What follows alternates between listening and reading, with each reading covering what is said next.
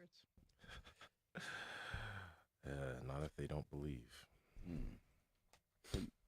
No, I don't think they can see the evil spirits. Oh, what do we got going on today? That's Okay. a good question. I don't think we even talked about what we're going to talk about. We started talking about silly stuff. Yeah. Yeah, and Nsima can kick things off with the what was it, the first 30 minutes of your day? Yeah, the first 30 minutes today we can talk about that. But are we on air right now? Yeah, now we are officially on air. Did we have you guys cooked any of your tomahawks yet? So I have Recently? I have one sitting in the freezer right now, Mhm. waiting for me to crack it open and celebrate something.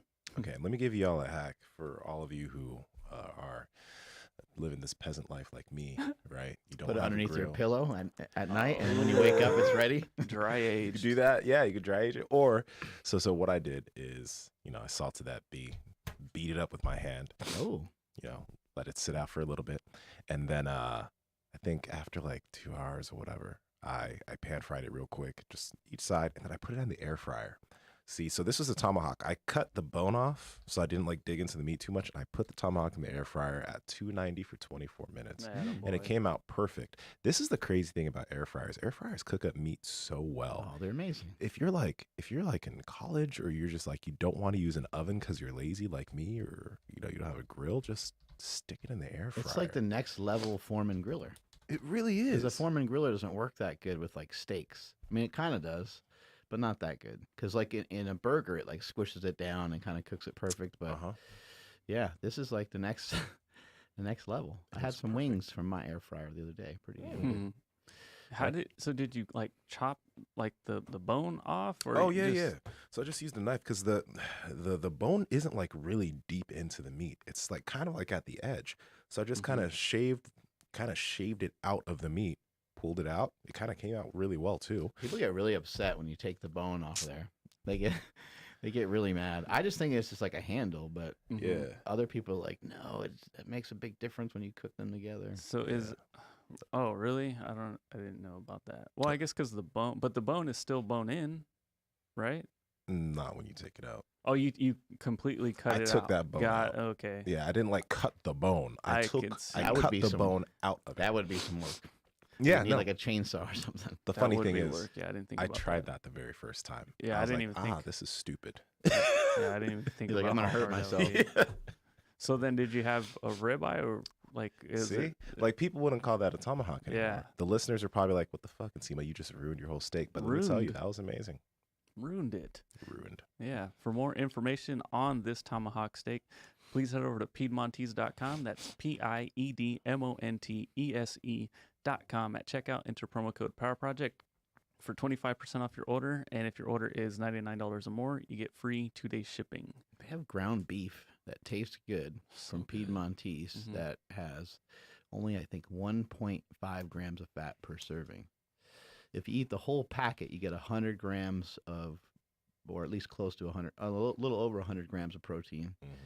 You get 6 grams of fat. Oh. Is it, Like that's like a fucking world record. I Right got to there. look in it. So is I that did that the other day. Is that the too. 93.7 or is it just like a different one that they have? Because the one that I'm going to eat today is the 85.15. Mm-hmm. And after getting my new macros, I'm like, oh shit.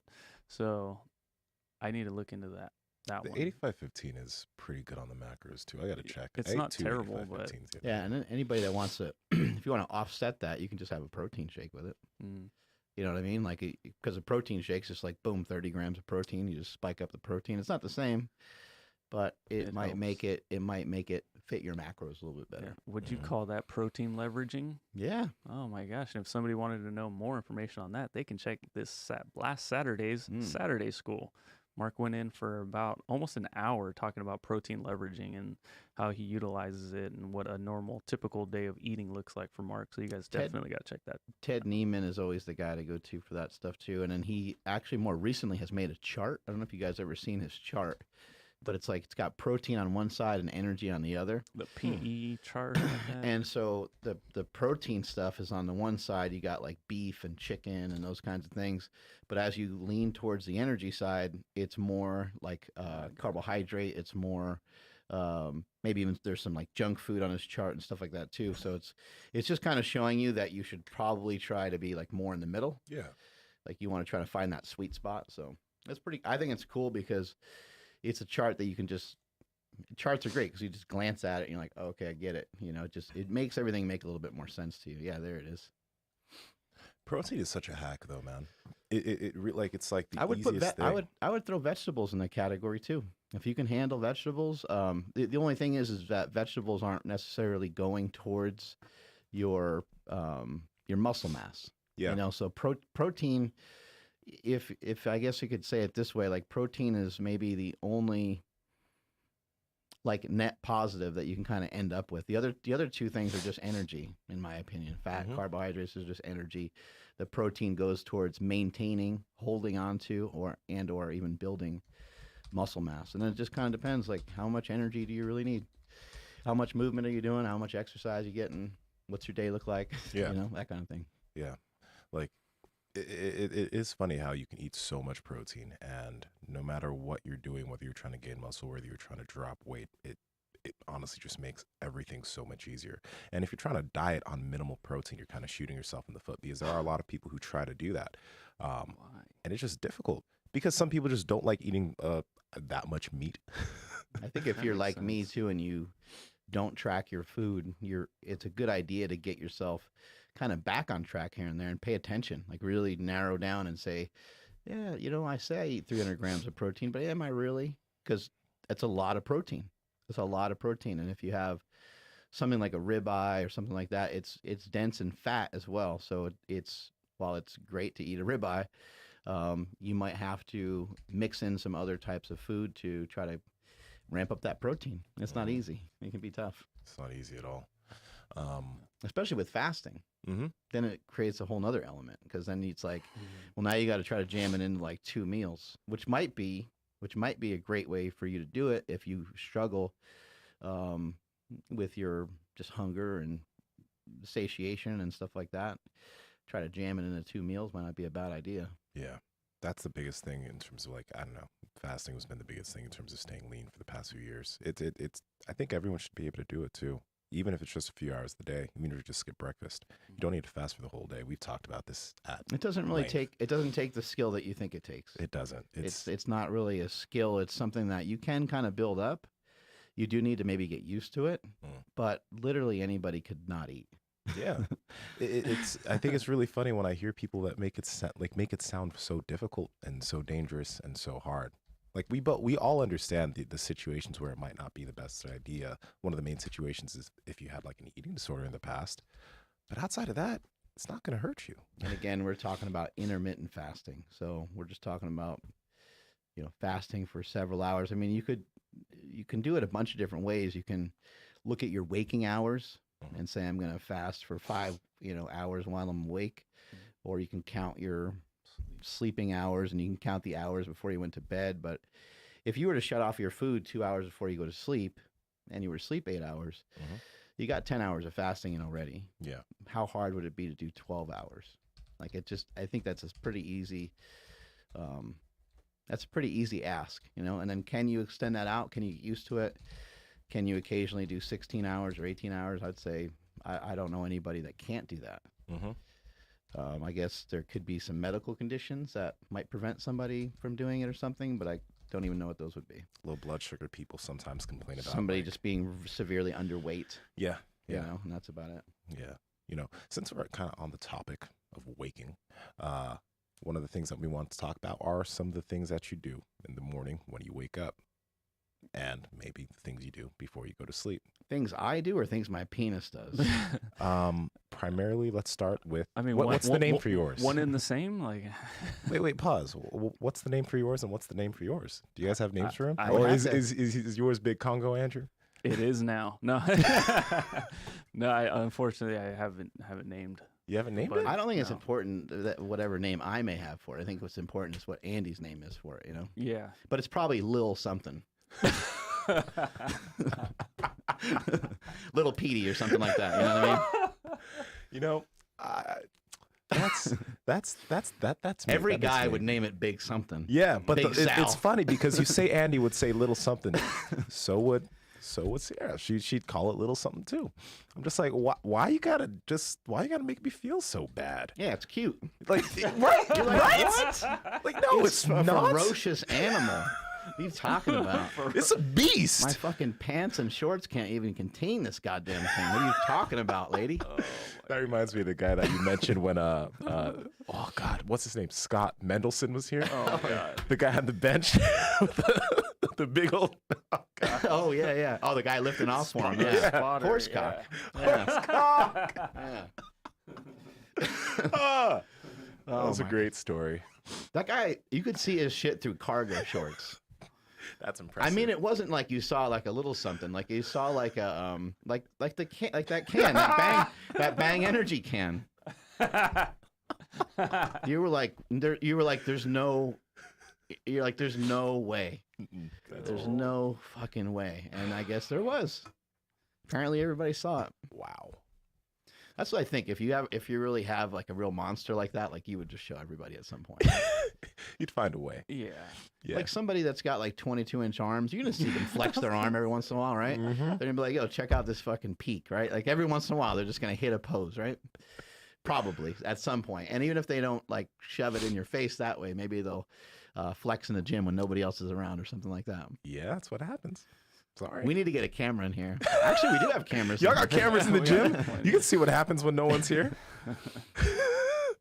At a previous gym I was at, one of the guys was there. Like I had to go in and get something. I can't remember, but like I unlocked it and like there he was like posing, but he had like a select amount of lights off and a select amount of lights on. That's like, And he was like, like I don't know if he got himself sweaty or if he put oil on or whatever, but I saw him and he saw me and I was just like, carry on. Like I didn't say anything, but I just kind of gave him that look like, yo, bro, like I get it. Like you got a good pump, you're feeling great. Don't let me impede on that. And I just like went and got whatever I needed and got out of there. Yeah. So Robo Hobo on the live chat says his is Lil Wang.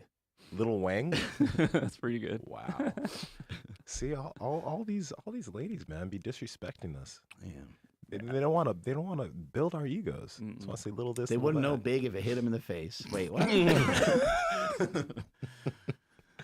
Anyway, my morning routine usually is, just going to my kitchen, trying to drink a glass of water or something like that, get all the eye boogers out of my eyes. Mm. And I don't know, I try to just think about like, what am I going to do for today? And normally I have like a cup of coffee and then the first wave hits and I got to get that out.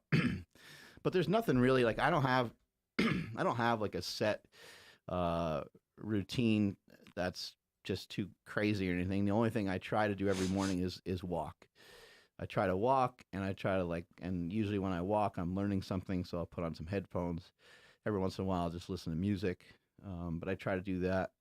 It's not the first thing I do. It usually takes me a little while. I don't really like to walk in my neighborhood because there's just like nothing there. So I'll usually like walk in like downtown Davis or I'll walk like on a bike path or something like that. You're up pretty early, right? Still? Yeah. I always wake up pretty early. I usually beat the sun, which is a little easier to do at this time of year. But yeah, I usually just kind of get up and just start moving around and figure out a way to get in some sort of walking or exercising. I don't train in the morning like I used to. That's just kind of been a shift. I'm trying to get a little bit more sleep, and sleep has finally started to get better. So that's a real plus. I'm just trying to think if there's anything else that I do. Most of my day, like once the day gets rolling, most of my day just involves like connecting people and answering text messages. I don't really use email. I don't use a computer. I do own a computer finally, but that's mainly to do the podcast remotely. And I'll give you an example. Like yesterday, I got a message from a strength coach, and he sent me some video with Von Miller using a slingshot. And so Von Miller is huge. All these guys are like, they're freaking massive. He's like 6'3", he's like 250, and the slingshot looked a little snug on him, looked a little tight. So I was like, let me send you, another one. So I had to connect that guy with Jessica and just little stuff like that, just kind of connecting the dots um, with different people, and it's usually like sometimes it's just friends, and sometimes it's business related. But like that takes up like the majority of my time. But that has been one thing that has, I think, helped grow the company, and has helped me just in business in general. Is just being like, I think that person matches up really good with that person. I'll put them together. I don't know why, but I'll put them together, and like hopefully some good stuff comes of it, and then usually good stuff comes back on me. So, I mean, it sounds like even in the past, like you would wake up and like you do stuff, but then you get to the gym. A big part of like a big concept of your morning routine is getting up and just getting moving. Because like, do you ever or have you had consistent times where you would just wake up and just sit in bed? I feel like that's a struggle for a lot of people. They wake up and they're just like, and then they're back asleep. Yeah, no, I never do that. I don't ever. I'm not the kind of guy that like to sit on the edge of the bed and be like, you know. I like. I usually just like get up.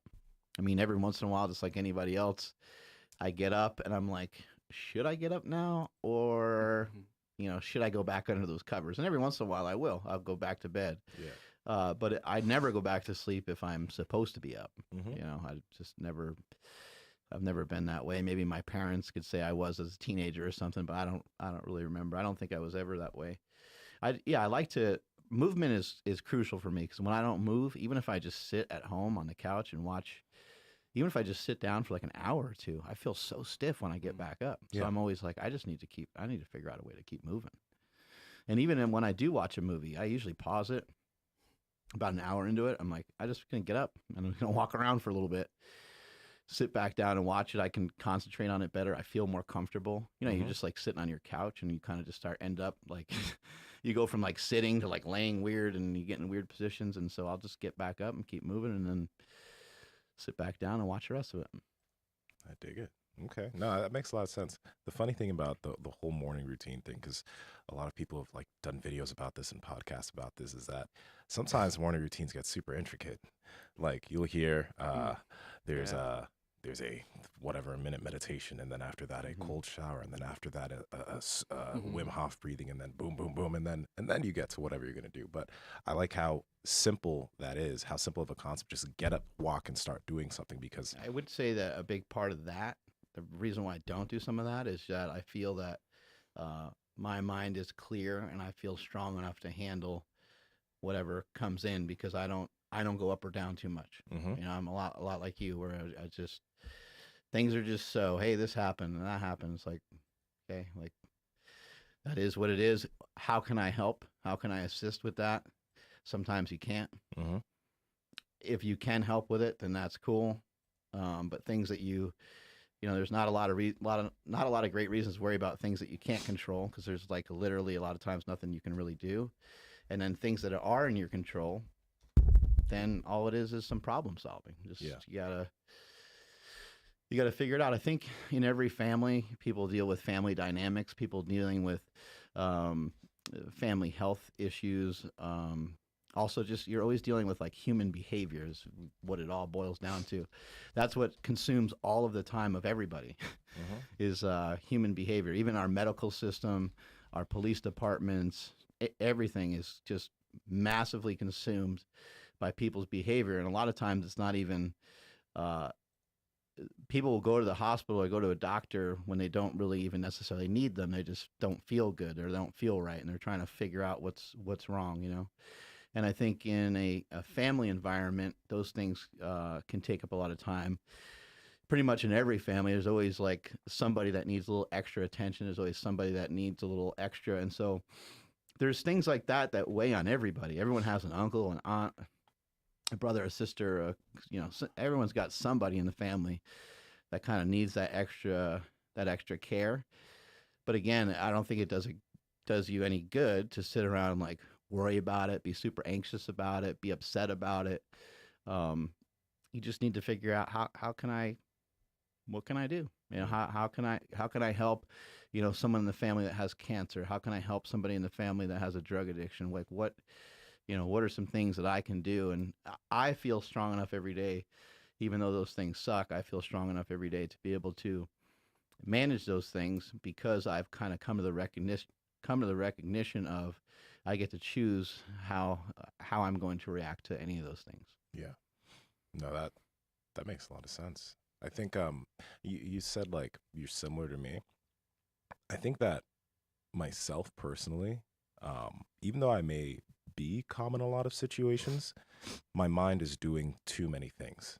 Like I think about too many things too often. That's one of my big problems. Like I think about future scenarios and all of this stuff. And I may not like stress about it physically or worry about it, but the fact is that it's always going off. Like if someone says something, like I'll try not to think about it, but it'll be going off as I'm doing something else. So that's why personally, like when I get up, I do meditate for 20 minutes. And I use the waking up app from Sam Harris. I've been using that for like, I think a little bit more than a year now. I've been really digging it. But I use that because when I do finish doing that in the morning, I'm able to, it's easier for me to just like focus on being where I am at that point in time. It's the whole idea of just like being present in the moment and doing what you need to do at that point, rather than thinking about all the things you're trying to do and all the things that you want to do and all the goals you want to achieve.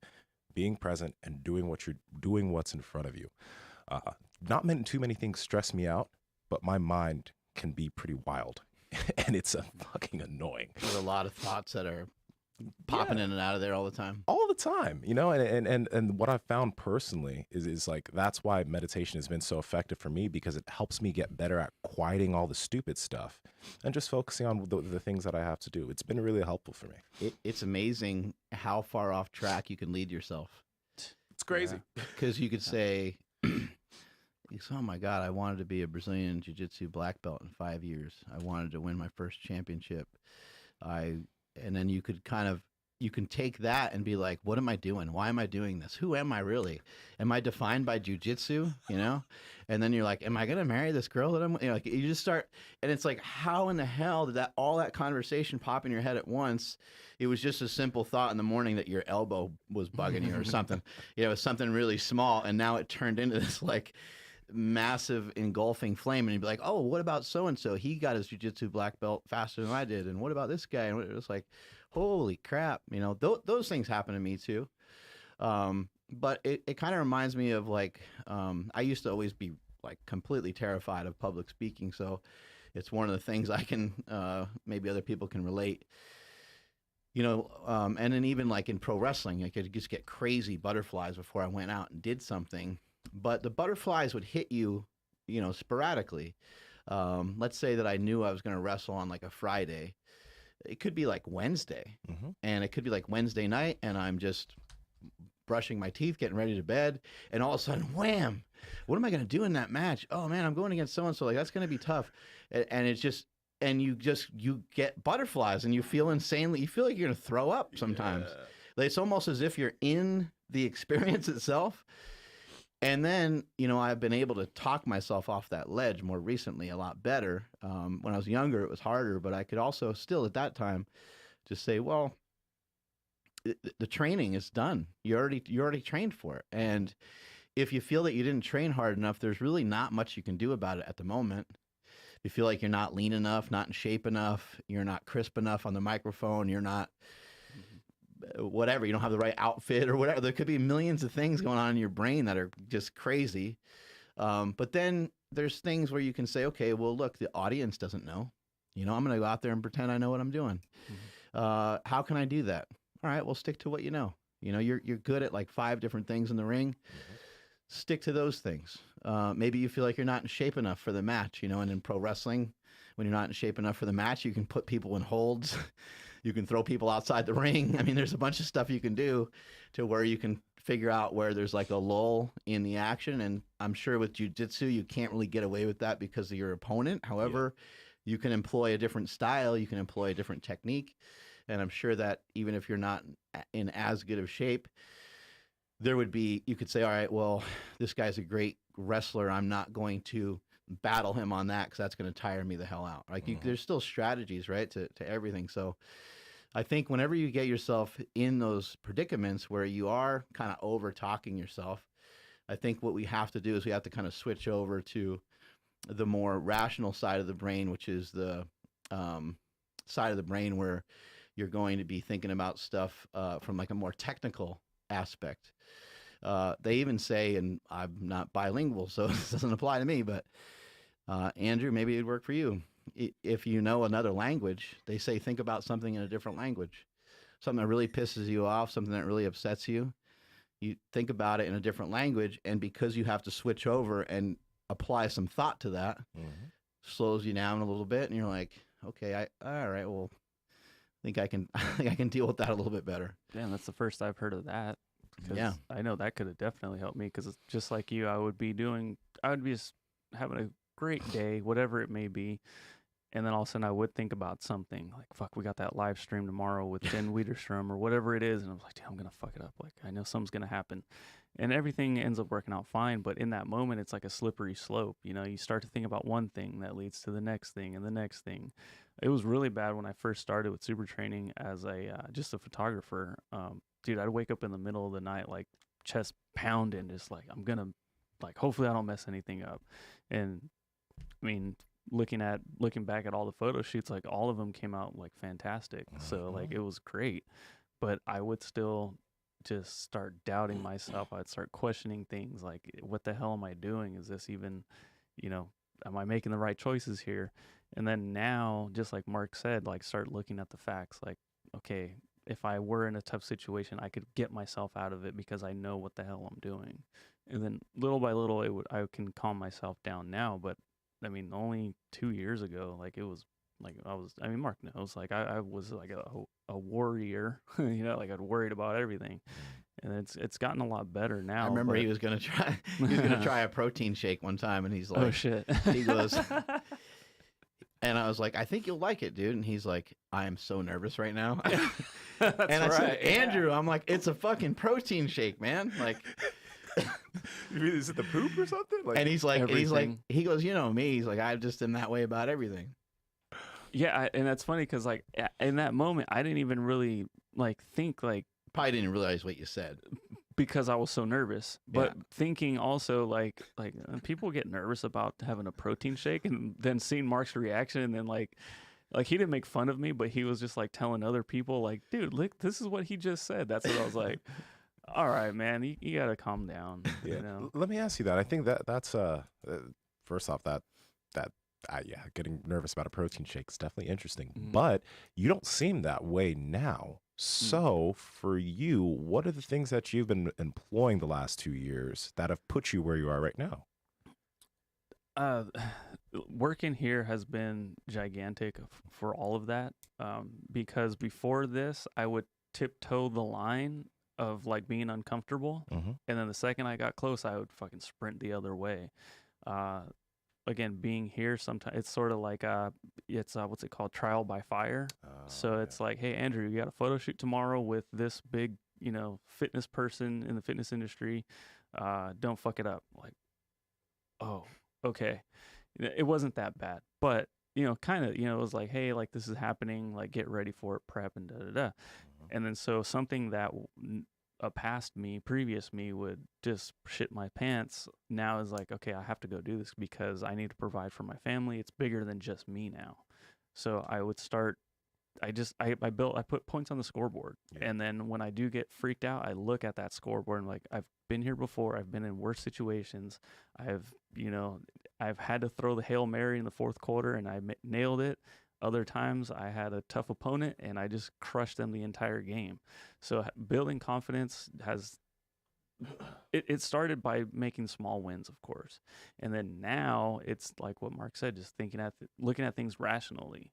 And then also what John Asseroff had said something that I had already started doing anyways. He called it like AYA or something like that. Yeah, application, intention, awareness, intention, yeah, and then application. Something like whatever it is. One of them was the action thing. So like yesterday, I had a bunch of stuff like to get today's episode up and running on the YouTube channel with Lane Johnson. You guys need to check that out. It's a freaking great episode. But I just was like, shit, I can't get to it right now. But what can I do? It's like, okay, I can start exporting now and then go do other things. So one of his processes or whatever was like, what can I do right now? Yeah. Because in my head, I'm like, I'm not going to have enough time to do all of this. I don't want to miss a Monday. Like Mondays are great for podcasting. I can't miss it. And so I start building all this pressure. I'm like, dude, just what can you do right now? One little tiny thing. Click a button that says export and then get going on to something else. And then everything worked out just fine. I did go to bed late, but whatever. So yeah, doing one little thing to help push you towards your end goal, wherever that is, or even if it's just to calm down. What can you do? Can you go for a walk? Yeah, I can definitely go for a walk, because by the time I come back, I'll be calmer and I can handle the situation a little bit better. So for me, definitely looking at my past experiences, understanding that I have the skill or ability to do whatever the task at hand calls for. And then of course, just looking at the straight facts, like, okay, if this stream were to shut down right now, is Mark going to fire me right on the spot? I would hope not, but I don't think he would. So like don't I know, right? Yeah, don't be too confident. I know. So like, yeah, sometimes looking at the worst thing ever is not a good idea, but when you have an idea that it's not going to be the end of the world, that's okay too. So doing things like that, and then of course just trying to do one thing just to get moving. I had to talk my sister. My sister's in the process of buying a new house too. Ooh. And she has this list of all kinds of stuff. Like, buying a house is such a pain in the balls. So she had this list of things, and she's like, I just want to quit already. Like, I'm just so done. And I'm like, just grab one of those things on that list, write it on a paper, and put it somewhere else. And then, or ditch the long list and look at that one thing, compartmentalize. That's been gigantic for me. Look at that one thing. Can you get that one thing done? It's like, yeah, you can probably get that done today. It's like, all right, cool. Did what you're talking about there? I mean, it seems obvious, but there was this not a habit book that you read, but a task. Eat That Frog. Was it? Did you like get any concepts from any of those books that have like helped you right now? Yeah, that one definitely helped. That helped with like the more like anxious side of me. Like if I have to make a phone call with somebody, like sometimes making a cold call or whatever is like, it's like nerve-wracking for me. So like if that's the worst thing that I have to do today, if I just like a Band-Aid rip that shit off and get it done with, then the rest of the day is like all downhill. We're good to go. But that one, like compartmentalizing, actually got that from working here with Chris Griffin. I remember like we had so much shit to do. Like, dude, there's no way we're ever gonna finish this. And he's like, you need to compartmentalize. I'm like, what does that word mean? And then he told me, he's like, block all the other shit that's not gonna help us right now. Block that out and just do what we need to do. And it was always usually for like a sale or something, something that was real time sensitive. Work on that, because that's gonna better the company. That's gonna better like everything here. Like, get that done, and then work on like hustle mania. Get that, like little by little things would disappear, and then it's like, I feel good. And then when I get hit with another task, it's like, well, fuck, last week I just did all of that. This couple 1, 2, 3 things here is gonna be super easy. So again, just looking at the facts and just realizing that, like, yeah, I am capable, helps get rid of a lot of that tension and that stress and anxiety. Has there ever been a time here that you've failed at something, or you thought you failed at something, but you ended up kind of just like, I guess, learning from that and doing way better? Because you mentioned like, there are a lot of things here that you thought you would fail at, but you legit killed it. But has there ever been here that you didn't do the best at something, but then you're like, okay, I can kill that next time? Man, that's tough, because I do look at every situation like a learning experience.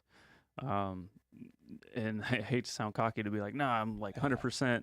I just, I mean, like, so we did a webinar with Jen Wiederstrom. I had technical issues, and that drives me freaking crazy. So it didn't go as smooth as I wanted, but now I kind of know, like, okay, even though I did a test run with Josh the day before, for some reason it didn't work on this date. So I got to, work on that. But as far as like maybe not delivering the absolute best like product or something, like I have gotten a text from Mark being, and Mark's amazing, but he would be like, hey, that sucked. I'm like, oh, what happened? And so like I'd be bummed, because like, especially for videos, it takes a long time. And then I would look at it and be like, no, you know what, he's right, or whatever it may be. And then I can alter it and whatever. yeah, it does take more time, but it just made me a better editor, made me a better videographer, photographer, all of the above. So, uh, I don't know, man. It's tough to say whether or not like I truly like just fell flat on my face. I asked you that because it seems like it's like you. It seems that before you were really anxious, like you had quite a bit of anxiety. And I'm Right. not saying that in any negative way as a diss or anything. It's just you did, and where you are now, you can't really tell that from an outside person looking at you, which is amazing because a lot of people that have anxiety, it's difficult. But it seems like being here, whether it was put on you by Mark or the other people here, or whether you put yourself in that situation, you were always put at the edge of your capability, right? You were always doing something that was just like a little bit out of what you thought you could do. Then you could do it, and then you reached a new level. And then you do something else that was a little bit farther than you thought you could do, but you did it, and then you reached a new level. And I think that in and of itself is something that people that have that problem, or people that have anxiety, when everybody has some level of anxiety, can use finding that little edge, that does something that is a little higher than you think you can do, maybe a little bit challenging, doing it and building that confidence, because you're super fucking confident right now. Well, I'm trying. See? Yeah, I mean, but I mean, really, you are. Thank So you. I think that's a big thing about everything you just I mentioned. actually think the key element is that you're not trying. I think you're just doing, because That makes sense. you gained it. Like I think the second that we start trying anything is when we start to really fuck things up. Like jujitsu, right? Like you try harder. Like Yeah, no. like I can't try against you. You're gonna tap me out every time, no matter what position we're in. You can't be like, Mark, dude, like what are you doing? Like you need to try harder.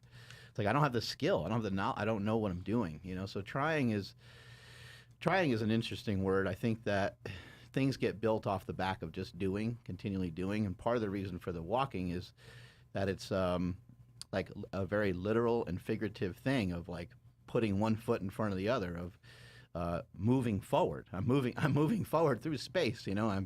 I went from here to there, and even though I don't really think this way, I think it does work this way. That if my day is the worst day that I've had in years, if there's a lot of clutter in it and just a lot of just stuff in there that I don't particularly love, I could look back at the day and say, oh, I walked 2 miles this morning. That's pretty cool.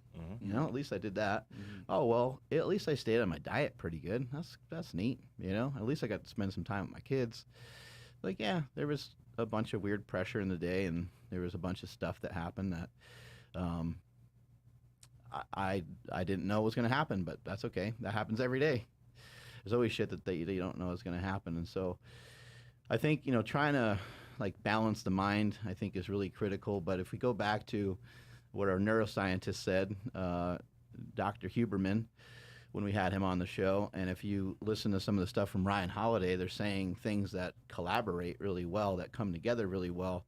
And it's weird that these things have been said by people from thousands and thousands and thousands of years ago, that are now just now being recognized and learned by neuroscientists. Like that doesn't make any sense on how that is. But I think sometimes just logical explanations on how you feel or how we interpret things, I think is a very powerful form of science in some respects. I know that science should include many different observations, not just ones from a person, but we should be testing and seeing if we can duplicate that, and there's a lot of different ways of going about making sure that you have good science. But with Marcus Aurelius, he says the impediment to action advances action. What stands in the way becomes the way.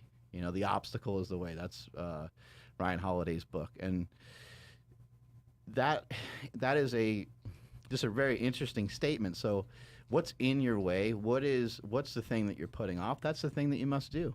That's the thing that you have to look at a little bit more and say, you know what, I need to. And sometimes it's not you doing it, because sometimes what you're asking yourself to do is set forth in the future, because it's something that you cannot physically do at the moment.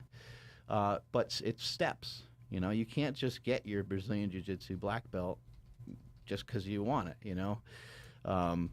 It's something that you got to continue to take steps for. Somebody that wants to graduate from college, it's You got to just keep. How do you continue to take steps for it? Maybe because of everything that's going on, maybe you can't go to school the way that you would like to. Could you still take a couple credits? You know, you probably could. Yeah. Could you know? There's always things that you. There's always things that that you could look at and say, yeah, I could probably figure out a way to do that. And what Huberman is saying, when you listen to him, especially on Joe Rogan, and on our show as well, he said similar things. But on Joe Rogan's show, he talked about how it lights up certain parts of the brain when you get challenged and you get aggravated. And when it does that, it encourages you to do it again. Like that is very addicting. And so I think in this time we have people saying, you know, social media is really addicting and social media is really brutal, and it is. It's designed that way. But you know what else is addicting? Treating yourself the right way. You know, getting good sleep. You know, getting good sleep is a great way to, and it, people that start to get better sleep, they don't do it because they want to be out for 8 hours. They do it because they know the reward that's coming from it. And so it's a cyclical thing. People don't abstain from eating shitty food because they have different taste buds than you. We do so because we understand that the restraint is going to lead, the resistance of that is something that we would be better off blasting through, because what's on the other side of that is going to be us feeling better and us, you know, looking better or performing better. Whatever the things are that we want, it's us going towards that goal. And so the impediment to action advances action. I told Andrew about a study. I should look this up a little bit further so I can give you guys the study that it came from, or at least give you a link to somebody describing it.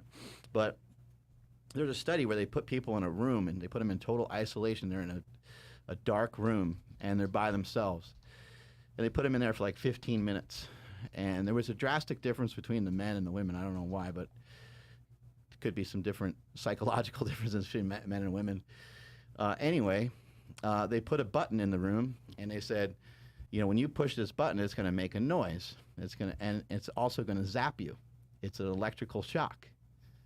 They tell everybody that, and they leave the room. That button is going to fucking hurt. When you touch it, it's going to hurt.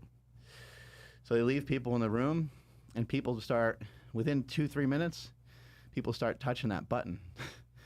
They start hitting that button over and over again. And one guy hit it like 300 times or something like that. Oh my God. It was something crazy. And the women hit it percentage-wise a lot less. But what it goes to show you is we would rather do anything other than sit still and be bored. And there could be other things at play because you're in a dark room. So maybe we don't know where we are, and that kind of centers us and makes you feel better in some way, makes you feel safer. I don't know. But to me, you know, the other studies that they've done that Huberman mentions on Joe Rogan, you can listen to him. Go about halfway through the show if you don't want to listen to the whole thing. Listen halfway through all the way to the end, and you'll get the gist of it. But basically, he's talked about how one of the main parts of the brain that people like to have lit up more so than every other part of the brain in these other studies that they did, and I'm kind of forgetting how they actually went about these studies. Yeah. But it was like sexual pleasure. It was other sensations I can't remember. It was like eating and a bunch of other things. But the one that people went to the most was frustration, and I think it was frustration and maybe like pain. It could, and so again, the impediment to action advances action. The thing that you're like, I can't quite figure this. You know what? I need to relax. I need to figure this out. I need to get this done. There we go. I figured it out. I think that's why we lean towards that stuff, because it fucking puts your head in a knot, like a Rubik's Cube or something, right? Can't figure the thing out. And then you start to figure it out, and then you can be like Tom, and you can do it blindfolded, right? Yeah, and then I pulled up an article from sciencemag.org. It's titled, "People Would Rather Be Electrically Shocked Than Left Alone with Their Thoughts." And then, so one thing that stands out for me, real quick, is even though all participants had previously stated that they would pay money to avoid being shocked with electricity, 67% of men and 25% of women chose to inflict it on themselves rather than just sit there quietly and think. Was there an age range there, dude? Like, did they say? I'll try to find it, but yeah. You know, the reason, like, why I like what you mentioned there so much, and this is another reason why I like meditation's been so helpful for me, and I think maybe walking's been so helpful for you in a way, is because when I do that for 20 minutes, every single time I find that the day is just so much easier to not have to have something going off. Like, not have to, I don't randomly scroll through social as much. I don't randomly pull up a YouTube video as much. I'm able to just be there with whatever I'm doing or whatever I'm thinking, and I'm able to be more comfortable with that. I think that practice has helped me out so much with that, because I've found that the times where I maybe lose out on that, or I just start focusing on other things, that starts to happen a little bit more. I start to look for ways to keep myself entertained. You know what I mean? It doesn't happen to a crazy extent, but I see it start happening more, and then I get myself back to where I need to be. I like that a lot. That sounds to me like the difference between rolling out of bed and trying to do max effort squats versus getting to the gym, moving around a little bit, using a hip circle, getting your body warmed up properly. And then when you go through the workout, the whole entire workout is more optimal. Now, instead of struggling with 275, you're able to fluently move around 315 with good form, good technique, better range of motion. You'll probably recover from the workout even better because you moved better throughout the whole workout. Yeah, it's amazing what a little preparation can do. And I think even though I don't have like a morning routine where I'm like meditating or whatever, I'm still doing something that is, I think it sounds weird, but I'm doing something that is setting my mind away from what I'm doing, and I think that's what meditation is doing too. Mm-hmm. Nsima, correct me if I'm wrong, but I don't think that you're like meditating and thinking about the day. Like, that would be the opposite of meditation. You're clearing everything out the best you can, right? Yeah, usually when I'm meditating, you're kind of just either focusing on your breathing, or maybe your focus is going through different parts of your body and just trying to feel how everything feels. Maybe if I'm sitting outside and do it, I'm just like focusing on all the sounds going on around me and trying to take everything in. But it never gets more complex about that. I'm not thinking about everything I'm doing today. I'm not meditating about people or whatever. It's pretty much just focusing on the present moment, your breath, your body, etc.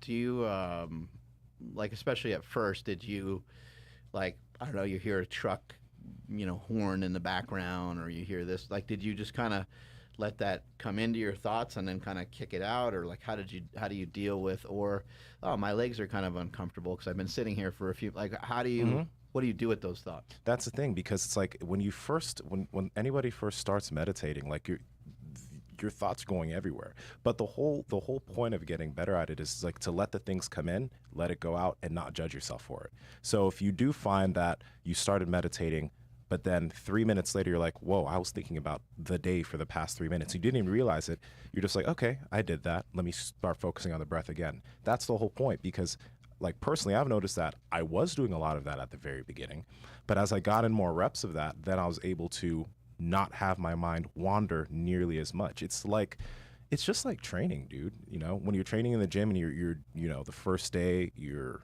really bad. After a few months, after you've rep things out, you get stronger. It's the same thing with your mind. You get stronger at staying focused at whatever it is you're staying focused at. And then that kind of just warps into the rest of your day. You're able to just be present and stay focused on what you're doing. You don't need to pull out your phone for entertainment all the time. It just gets easier. And that's why, personally, for me, it's been so beneficial. Yeah. Andrew, what's up? What was your dad's morning routine like? Let's see. So, wake up before everybody. That's just because he just had to go to work like a normal person. That had nothing to do with like the kids like waking up late or him waking up extra early. It was just normal. He would drink coffee. I think it was like a burrito, like egg burrito or something like that. Yeah, sounds dope. Either that or like some sweet bread, and then he would go to work. That's about all I can remember, I should say. Yeah, I think so. My point here is that people used to have a lot more responsibility on their shoulders, and you didn't really. I mean, maybe your dad still could have used a little bit of a routine. Maybe it would have assisted him. Maybe somebody, like, if you can picture this, which might be really weird, somebody saying, hey, you know what? Today's another great day. When you get home, your kids are going to be here coming back from school. You're going to have made money. You're going to have provided for the family in a great way, just like you always do. And then, like, rather than like going into work being like, oh shit, I'm going to be late, or, you know, just having like I hope I don't see fucking Dan or whatever. You know what I mean? Like, just having like pent up weird energy heading into work. But, you know, I think my dad was the same way. You know, he would wake up, and my dad was always pretty early riser, so he wasn't like rushing to work. He would just he would get there on time, but he'd always make sure he had enough time. And yeah, I don't recall him, you know, like meditating or going for a walk or any of those things. But I do think that people that do have kind of a 9 to 5, I do think they would still find it beneficial. But when your day is full of responsibility, it really changes things. And I think in today's world, people just have less responsibility because we have the convenience of being able to handle things through computers and through technology. Not everyone has to work in the office 5 days a week, 40-hour weeks for everybody. So I think that in today's world, things are a little bit different. But even that person that does have that 9 to 5, maybe they can't do maybe they struggle with the morning kind of routine, but maybe at lunch, maybe you can get out for a walk, or maybe you can meditate, man, a 10 minutes away from everybody, and 10 minutes just kind of sitting under a tree or something, or just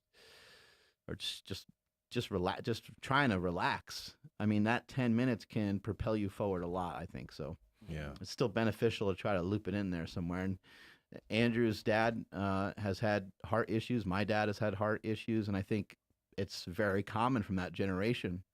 And that's just because the responsibility every day, they were so damn tough. They're just like, yep, I'm going to go do it again today. And even though yesterday was hard, today might be harder, but I'm going to fucking take my lumps again today.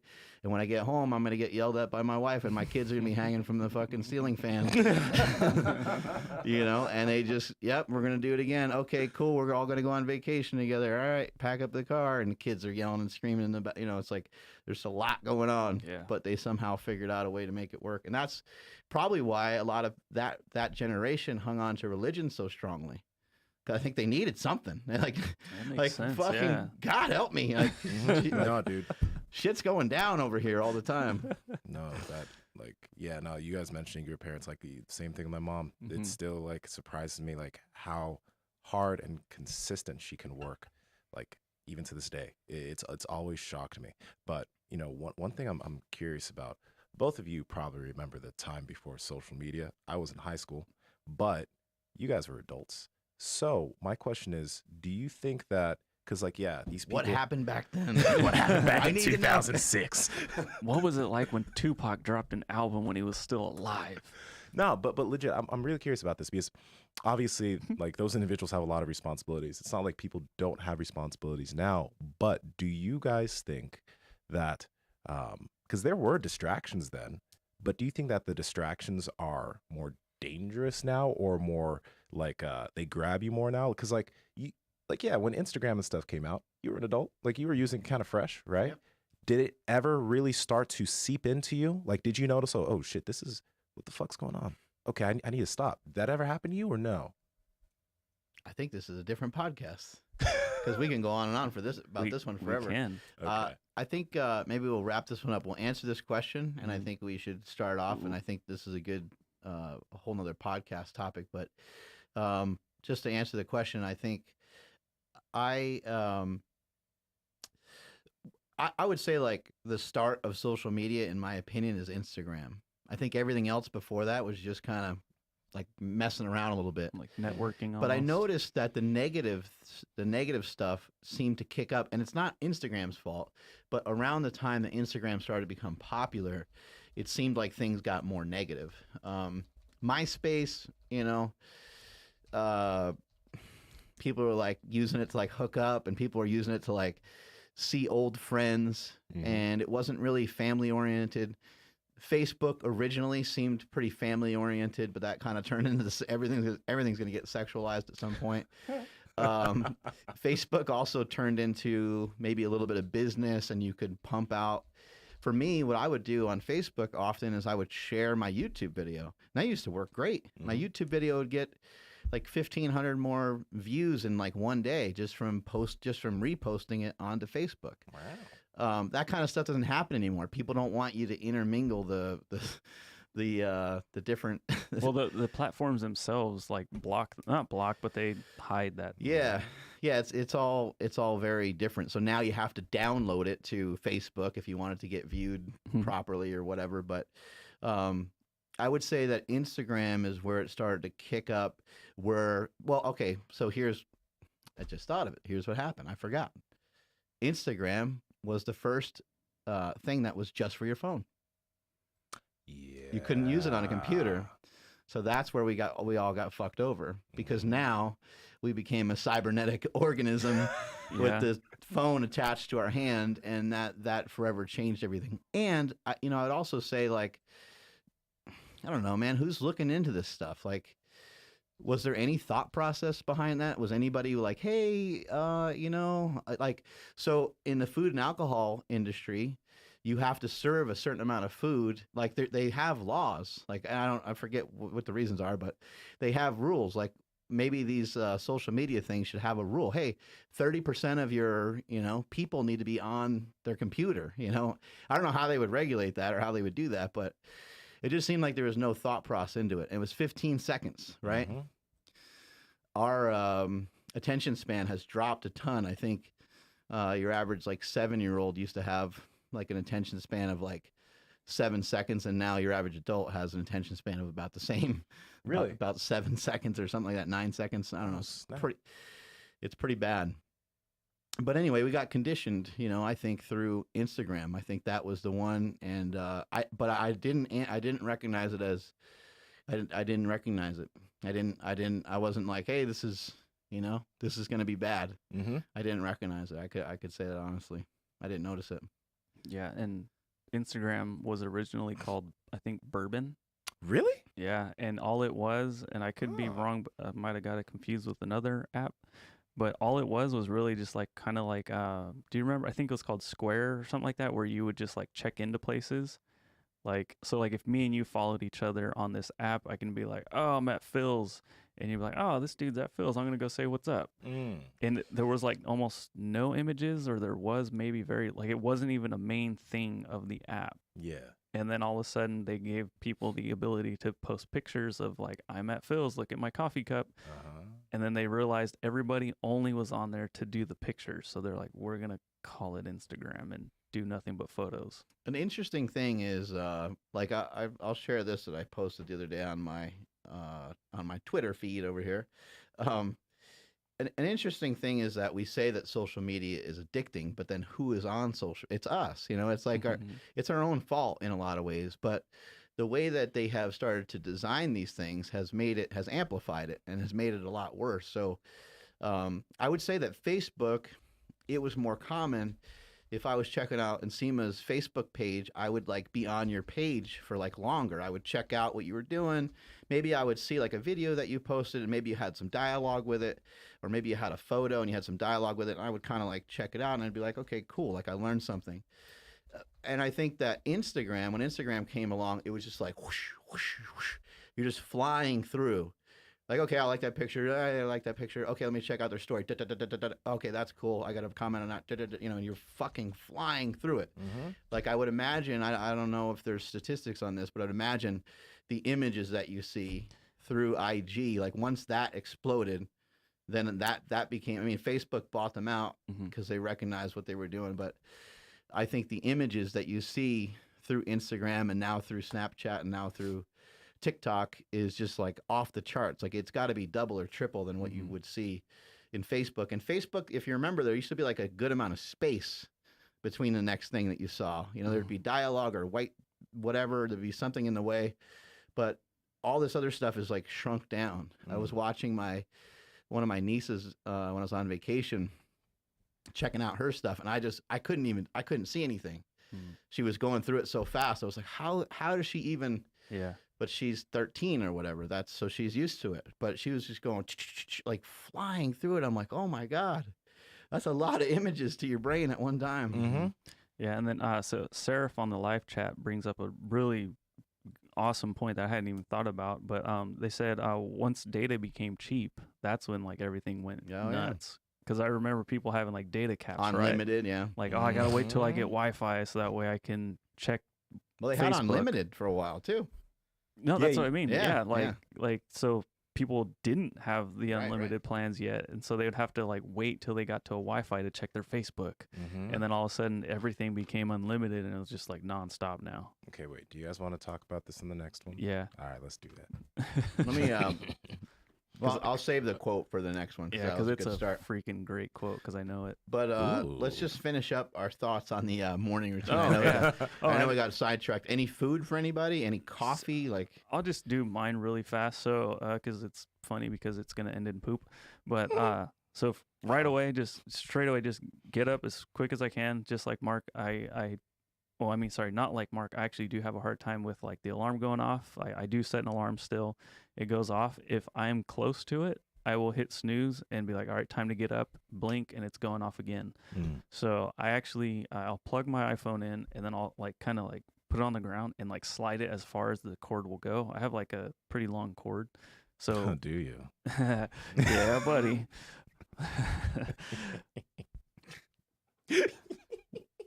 When it goes off, I have to either like fish it back or I have to stand up and go get it. So doing that alone, I'm like, all right, well, I'm already up. So I'm now up. At least 12 ounces of water with like a good amount of pink Himalayan salt.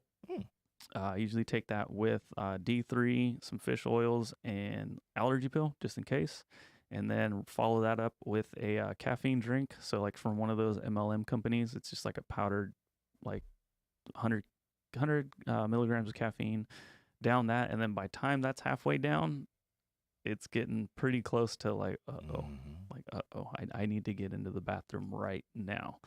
And so I sprint to the bathroom, handle business. And then depending on what day it is, if I'm going to do cardio just at home, I'll just clean up and go straight to cardio and then shower. Or if I'm going to come and train, I'll shower and then I'll come in and train. Yeah. So soon, hopefully I'll be able to do the cardio and come in and train in the morning. And I do all that fasted, so I don't worry about food until probably around 1 o'clock every day.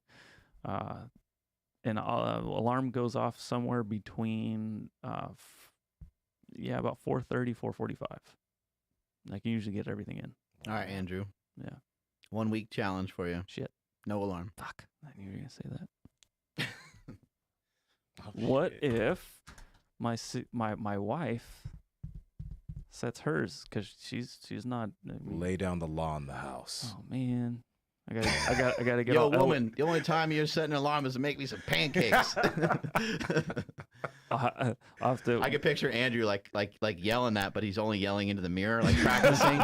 yeah. And he goes definitely. out, and Stephanie's like, "What were you doing in there?" Like, "Oh, nothing, honey. I was just fixing the mirror. You know, it's kind of falling off the wall." If I don't set the alarm, I wake up at 5:30 almost every day, no matter what. But yeah, I guess I can get all Elliot Hulse and just like there's no more alarms. Yeah. No matter what you say, woman. You can do it. You can do it. Yeah. What time is her alarm go off? 5:45. Hers goes off at probably around 5. Also, she gets up, gets some training in. Yeah. She's doing. I would say like if her alarm goes off, that's fine. But maybe she can keep it at a noise level that doesn't bother anybody, kill you too bad. Yeah, maybe you hear it, but it doesn't get you all the way awake or whatever. You'll probably pop up when she pops up anyway. But yeah, and the times where I wake up before the alarm, I feel fantastic. Right. You're ready to go. And then if you're like, I still have, if it's less than 2 hours, you're fucked. But like, I still have like an hour and a half, I'll be fine. No, you're done. Yeah, just try it till the end of the week. It's Monday, so try it Tuesday to Friday and see how it feels. I haven't woken up from an alarm in a while. Every once in a while, I got to wake up super early. Like I had to wake up super early for New Jersey, but a lot of times when that happens, like I'll wake up, 45 minutes or 30 minutes before the alarm goes off to like use the bathroom or something. Something will wake me up almost all the time. So I'll usually just be like, fuck it, I'll just stay up. I usually just do that because if I go back to bed, then I feel worse usually. I just have to because this made me laugh. Robo Hobo said, "Name Andrew's junk the law so he can lay it down." Good, Robo Hobo. That's a good one, man. I don't think your pregnant wife's gonna find that to be amusing. I'm like, there's no law being laid down around here. Oh man, I like that. That was dope. good. Yeah, that was good. Yeah. All right. Yeah. Let's wrap this thing up, man. Everybody, thank you for checking out today's episode. Thank you, Piedmontese, for sponsoring this episode. If you guys want more information on them, check the YouTube, Facebook, podcast, show notes, everything down in the description below. Hit them up. Make sure you use promo code Power Project or promo code Mark Bell, 25% off. Please make sure you're following the podcast at Mark Bell's Power Project on Instagram, at MB Power Project on Twitter. And again, Facebook, LinkedIn, YouTube, all over the place. My Instagram is at I am Andrew Z. Nsima, where are you at? At Nsima Inyang on Instagram and YouTube. At Nsima Inyang on TikTok and Twitter. Mark? I'm at Mark Smiley Bell. Every morning I kick it off with some Mind Bullet, but just something that you guys might want to try. If you like Mind Bullet and you've already been digging it, you might want to try to have Mind Bullet after you're like already awake a little bit. I've learned that I don't feel the effects of it as much if I'm like still groggy from like waking up. So I usually am up for an hour or so, and I'll take some on my walk, or I'll take some before we kick off the podcast. You can check that out at mindbullet.com. Strength is never a weakness. Weakness is never a strength. What do you got to add? I just got to second that. I'm using Mind Bullet almost every day. I'm really digging it. So you guys, you should hop on that train. Okay, Mark. And we're out. See Catch ya. y'all later.